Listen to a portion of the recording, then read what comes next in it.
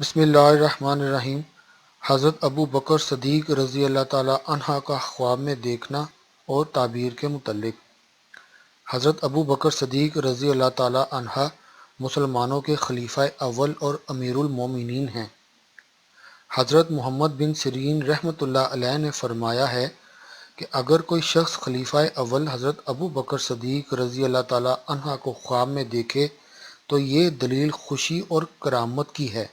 حضرت کرمانی رحمۃ اللہ علیہ نے فرمایا ہے کہ اگر کوئی حضرت ابو بکر صدیق رضی اللہ تعالی عنہ کو خواب میں کسی شہر میں زندہ دیکھے اور یہ بھی دیکھے کہ آپ خوش اور کشادہ روح ہیں تو یہ اس امر کی دلیل ہے کہ اس ملک اور شہر کے لوگ بکثرت زکوٰۃ اور صدقہ دیتے ہیں، اور اگر آپ کو ترش روح دیکھے تو یہ اول کے خلاف ہے، یعنی اس ملک اور شہر کے لوگ بکثرت زکوٰۃ اور صدقہ نہیں دیتے۔